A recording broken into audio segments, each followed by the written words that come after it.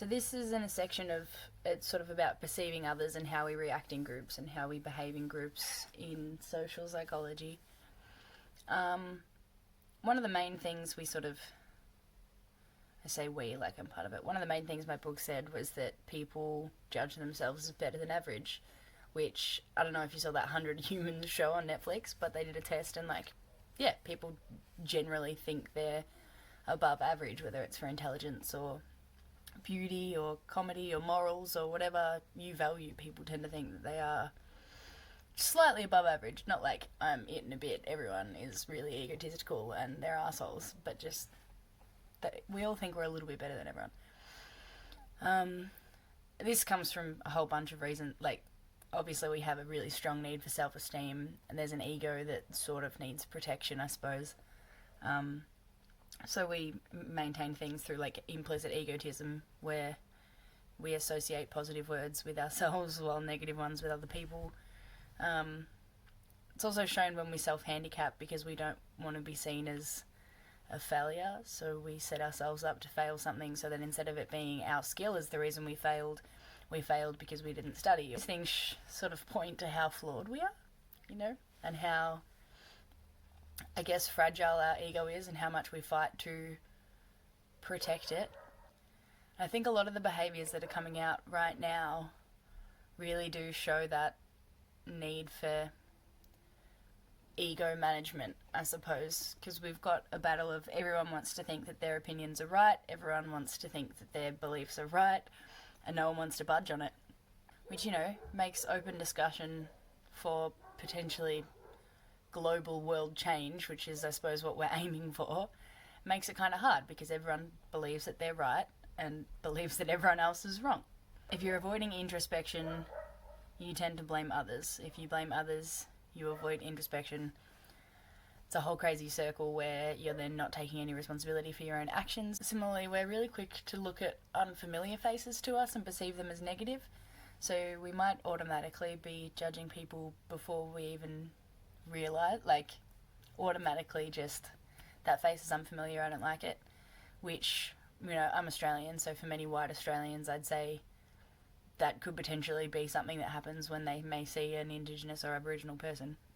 Especially if they're, suburban kids that have not been around that sort of person very much. It's a new experience, and if you don't sort of address that, or even worse, you're a racist parent and tell your kid that that's a bad person, of course your kid's going to believe you, because things that aren't familiar, naturally, they make us feel a little bit uncomfortable. It's an evolutionary thing to try to keep us safe. We stay with what's familiar. It's the same as, the saying really should be misery loves miserable company. It's the same as saying racists love racist company. You're going to find them in groups because an extremely racist person just isn't going to hang out with a bunch of really non-racist people because they won't accept it. It's the exact same as a non-racist isn't going to be able to hang out with a bunch of bigots because something tells me they're not going to see eye to eye. We're coming forward from Western history, which, I remember in school I thought, history, that was it. That was sick. Like, all of this stuff happened and it was almost like a movie. And I thought, oh, white man's been very bad, but we won't do it again. I thought, not us. Not my age group, not my generation. And it's come to a massive worldwide movement for Black Lives Matter for me personally, but I'm sure many others, to actually realise the systemic racism that is still happening in my own home. I'm shocked that we were blinded by it. I'm shocked that the media doesn't cover this stuff as much as we think it should. I'm shocked that we weren't taught this in schools. How are we taught about the Holocaust? Like, I didn't know about the stolen generation. That's a horrible thing. Like, imagine being able to get to 24 and not know the injustice that was in your own home, especially having that, I guess, that blood in you. I got to not even know. I got to not even acknowledge that happened. I didn't know, and that's so unfair. And that's because I come from this Western world where we've been raised with racist stereotypes. When we do introspect and look towards our own ego, there might be something wrong. Say, Today's example is you look into your life and you thought you were completely not racist at all, and you thought everything was a nice system, like I did, and come to the rude awakening that actually the government's set up to shit on people. It is. Like, the laws are set up to shit on certain people, and it doesn't have to be that way.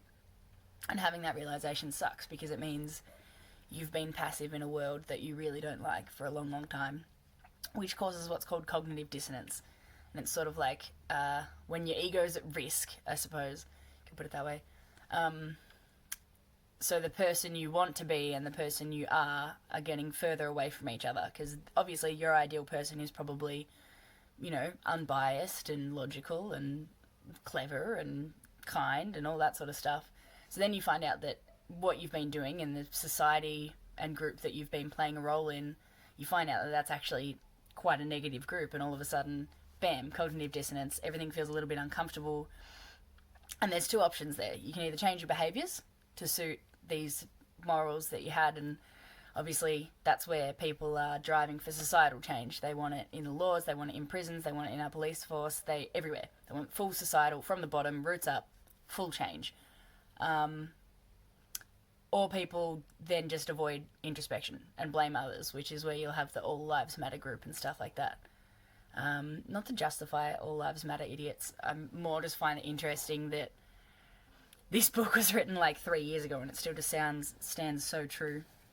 This book is just a social psychology textbook, by the way. So we've got a bunch of people going through cognitive dissonance right now over essentially a racist society and a racist planet, unfortunately.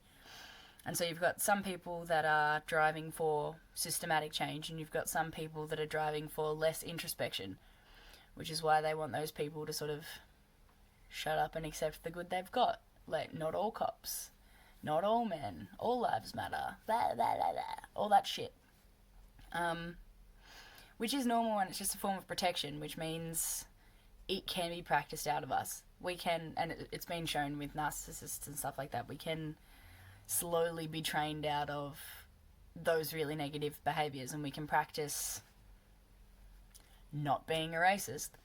More than that, though, even if there are still some in the world, if we can change the way Western society views everything in its entirety, and change the stereotypes that we've had inbuilt in us for so long, we can change the availability heuristics so those things won't come to the brain as quickly as they do. Like, if you've spent your life being told that, you know, being female is associated with being weak, you'll probably end up, when you think of something that's weak, thinking something that's female. It just links in your brain because it's been repeated to you. And that's normal. That's how we learn. It's a good function to have. It just means that we need to be quite conscious in what we're learning. It means that we need to pay attention always and not just let things float into the back of our minds through media or whatever, because we watch stuff, we take it on board. What you consume becomes you, essentially. And if you're consuming a whole bunch of, you know, Western media that pushes beliefs that you don't necessarily believe in, ask yourself why you're there. Why are you doing it? Why are you supporting this material? Why are you bothering to give it your time? Why are you there? So not only do we tend to overestimate how correct we are, we dislike people in outside groups, we also, there's a thing called the false consensus effect, which is where we wrongly think that everyone thinks the same way as us. So if you are a racist white person, it is likely that you think everyone else is also racist. If you are completely shocked, like most of us are, that there's still black killings going on, if you cried your eyes out because there's public lynchings right now, then you're normal. And you'd assume that everyone also finds this behaviour disgusting. Which you do. I did. I assume everyone feels the same way, that people shouldn't be killed just because someone decided that they're worthless. It's disgusting. But obviously it's in a psych book, it's something that's noted, so it's something that humans tend to do and something that we can practice out of. Like, therapy gets us out of negative thinking patterns, you know? Like, you actively know if, like, I've got depression, so I'll use depression as an example, but if you've got depression, you know that staying in bed all day, every day makes it worse. Even though you really want to stay in bed, you know that makes it worse, and so you have to practice going against what your automatic beliefs are and automatic associations are, and get up out of bed and do something that you really don't feel like doing but you know is right. It's the exact same thing here. Like, you can't just let yourself automatically have these stereotypes and have this prejudice and turn the other way. We simply can't. People shouldn't have turned the other way in history, let alone now. Like, already it's too late. Already people have died that shouldn't have died. Already there's been people dying since humans existed. We've killed each other. And I think this is the first time that we've got technology advanced enough that no one really does have to fight for land anymore. No one really does have to fight for food. We're in an issue where there's overproduction is more of an issue than underproduction. There's enough for everyone, and it goes into landfill, but yet still there are people starving and being murdered. Something just doesn't quite add up. But we're living in a system that was brought about by these beliefs that were really, really prejudiced and were really, really negative. I lost my train of thought again. I guess kind of what I'm saying is that we should treat racism and those sort of beliefs and behaviours like mental illness, which, as you know, I'm in the mental health community, and that sort of, the hairs on the back of my neck stand up, my back goes right up and says, how dare you associate those people with us? But if it's false associations that have been formed over time, we can unform them. So I think, you know, we're not going to... Violence doesn't solve violence. There's no way to get rid of people that want to get rid of other people, if that makes sense. I don't know if I explained that well. But there's a way to teach them, and there's a way... Look, we all know there's a way to fight, and there's a way to really argue, and there's a way to learn and to work together. And we've all had situations where we've got to work with someone that we really don't want to. Not encouraging, yell at racists, always yell at racists, but if you have the chance and really do think someone's just really dumb and really ignorant and doesn't know better, which they should, try educating them, see how you go. Sometimes repetitive education can work just from, you know, your fellow Facebookian or wherever you search for your information on. But I guess if we start looking at schools and stuff as well, like, I think the school system is inherently quite racist, and I don't think it's been changed in a long, long time. I also think the school system, aside from the issue of racism, isn't set up to teach kids the way we should be teaching kids. I didn't leave high school with a taste for curiosity. I left high school with a knowledge that you should, you know, get lots of hard work done for 6 to 8 hours a day, and then you can play video games. And that's just not how life works. It should be instilled at us that intellectual curiosity is the best possible thing we could have, that learning everything is the most important thing that we can do. And I don't think it should have been forced to learn certain things at certain times and whatever. But hey, we're not going to get into how to overthrow the entire school system. I'm just saying, if things were put in place to try to diminish these stereotypes, it would probably have an effect on the kids as they grow up, because availability heuristics. It's as simple as that. We work that way. Oh yeah, so I also wanted to discuss that there are two main types of cultures, which I think come down to the in-group, out-group thing as well, because one sort are individualistic, which is like us in America and stuff, which is every man for himself, and then you've got collectivist cultures, which believe everyone functions as one, which, like, you can sort of see where they disagree. One of them thinks they should get everything and every man works for what they get, and if you work hard, you live hard, that's it, you do well, whatever, and if you are lazy, you get shit all and whatever. And then you've got collectivist ones, which is where all of the cogs need to be running in the system for the system to work efficiently. Obviously these two tend to not get along that well, because you've got one group that, you know, believes everyone should take responsibility for the one, and another group that thinks one should only take responsibility for one, and that's it. It's like all for one and one for all. Our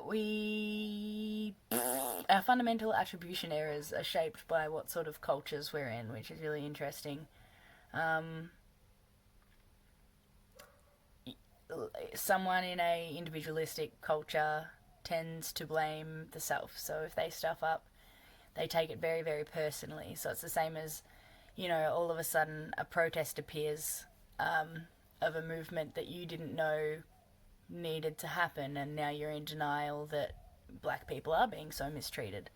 And because you're from an individualistic culture, it's personal. You take this quite personally. It really hurts your morals and your ego, and again, there's that cognitive dissonance. But if you're from a collectivist culture, which most black cultures are collectivist, most Asian cultures are collectivist, you blame the system. So of course you've got one group protesting, blaming the system, and then a bunch of people thinking that group saying that they did it personally, and they're trying to just cover their own ego. I didn't do that. I'm not a racist, whatever. And of course they're not understanding, because it's two completely different ways of being raised, essentially. And the multiculturalism of schools makes it a bit easier for kids to interact, and then you sort of do get a taste of, kids that are off on their own and kids that do work better in groups, and ones that, they will take responsibility for the way an entire school group reacts, or whatever it is, how their friends react, whatever. But it's just really important to note that the culture that we're raised in can change the way we even see things. Like, social perception can be changed by our cultures, so can our wishes, our personal beliefs, everything like that. So you can see where these two separate groups are clashing now, because these people are saying, no, that's not my fault, so I don't have to act. And these people are saying, I'm not saying it's your fault. I'm saying the system needs to change. And there's a lack of understanding between them, which probably just comes from the cultural differences. The social perception thing was even shown, we see things that we like as closer. It's even, physically our sight is affected by if we like something. So that doesn't show you how, automatic this process can be, and you have no control over some things. That's it. It really does take practice. It's the same as, if we look into police killings in terms of shooter bias and try to get rid of... I personally believe that these killings are racially charged. I do. But if you want to ignore the idea that cops could be racist and that cops could be bad people and have the wrong ideas, shooter bias explains it through unfamiliarity. In the case, they did it with students, I think. And the students were quicker to shoot someone robbing a bank with a rubber chicken than they were to shoot someone robbing a bank with a gun. And that was just because they didn't expect the rubber chicken to be there. So the more segregated we have these communities, the more that shooter bias is probably going to occur. Not only that, they tested it on these students. These are students, not cops. They tested on the students to see if practice would help. So they practiced sending a whole bunch of people different skin colours and different either weapons, or some had apples, or assorted different objects, and got the students to practice shooting only when the person had an actual weapon and was actually dangerous. And sure enough, it took a while, but after the practice sessions, I can't really remember the exact stat of what it increased, but it did improve. The shooter bias dropped by heaps. But those results actually say they tested them again 24 months later, and they were still just as unbiased in shooting at a person with a weapon rather than anything to do with skin colour. Which is such concrete evidence that there should be shooter bias training in police training. I don't understand why police training is as small as it is. It should be basic clinical psych training, I think, and probably basic, mental health training, at least a degree in criminal justice. I don't know. But for people to say that the police training is as in-depth as it can be, it's not. It's simply not. It's been shown that there are programs that can help this sort of thing. So you simply can't use the excuse of that just happens, people aren't trained enough, it was one bad cop. That doesn't work anymore. Sorry, I've got my notes here, but I keep just sort of going on tangents and I'm not really reading it. Yeah, so as well as all of us tending to think that we're right, humans have a tendency to believe in a just world, which means, obviously, and we do, hence not acknowledging the racism that goes on in society, I suppose. But we think the world is just, so criminals are bad people, you know. If you work hard, you'll get rewarded. If you're sinful, you'll get punished, etc. Which, you know, that's the thought of people getting what they deserve in life is a very privileged way of looking at it, isn't it? Because if you're white, you can work for what you get, and you get it, and then no whacking furries. It's all good because you're white. But, you know, if you're born into a poorer country, or you're born black, or born a woman, or born gay, or born any of those things that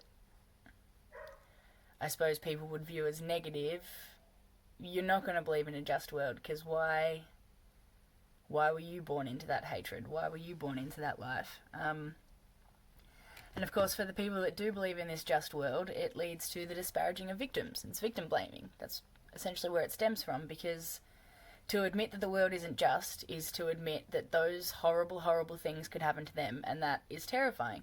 It's terrifying for any human. We're designed to protect our own ego and protect ourselves from, I guess, mental breakdown, and the knowledge that, you know, these horrible, horrible things could too happen to us, and that this person didn't deserve it. Say George Floyd didn't deserve to be murdered because of his colour, but he was actually just targeted. That means that all of a sudden the platform of sort of, what's the word, safety that we stood on is no longer there. It's not that police will protect good people and hurt bad people. It's not that police will lock away criminals anymore. And that shakes everything. I guess it just creates terror, because why wouldn't it? You know what I mean? You've all of a sudden just found out that the police force that are supposed to protect you are protecting property more than humans, and are protecting white people more than black people, and are killing people wrongly and stuff. Like, it's quite shocking. It's devastating, if anything. Which leads to people, you'll see the examples of people saying that George Floyd was a criminal. Stuff like that. It just comes from, I suppose, people not wanting to be vulnerable to fate, and it's easier to blame other people's situations than to admit that maybe there's such a thing as fate, and maybe bad things just happen sometimes, and maybe we're not completely in control of all of that.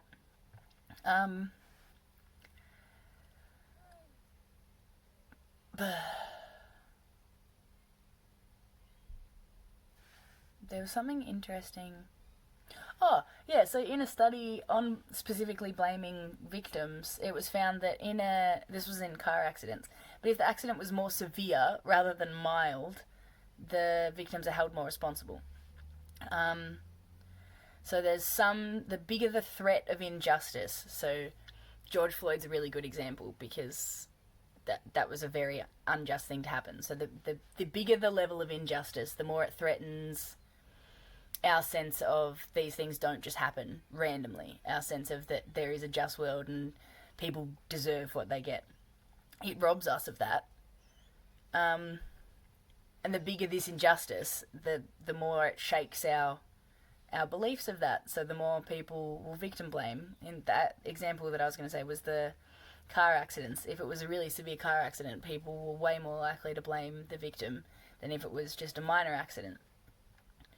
Which is a really dreadful implication, because it's sort of the worse that happens to you, the more likely it is that you're going to get the blame for it, because it threatens other people's sense of safety. Like, anyway. That's why I got into this. So, these views of a just world and stuff like that are all, again, influenced by whether we come from individualistic or collectivist cultures, which just leaves another massive line through the in-groups and out-groups, I suppose, because people want to believe in a just world, so then instead of it being that the entire system's racist, it's that these people are less, and that's a way to avoid the mental terror that's going on. which is really quite easy for people in individualistic cultures because you get what you deserve and every man for himself. It's not my fault. It's got nothing to do with me that man was a bad person. In collectivist cultures, it has everything to do with us that this system isn't working.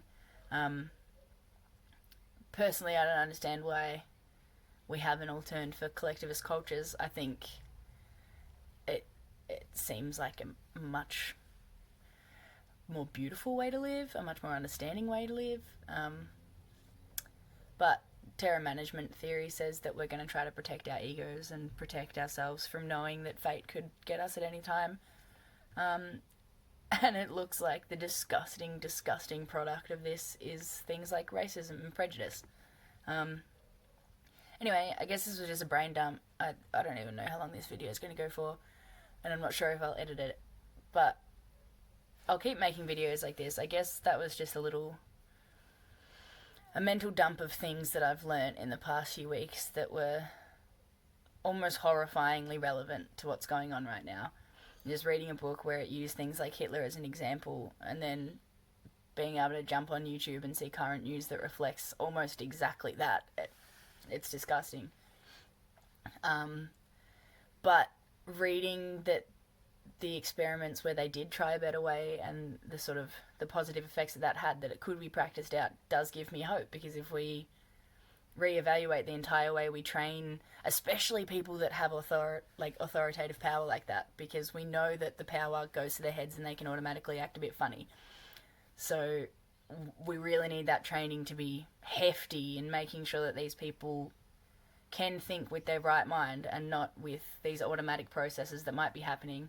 We also need to make sure we're clearing out their system of people that are actually just racially charged, because we're coming from an extremely racist world. Humanity has always been cruel to humanity.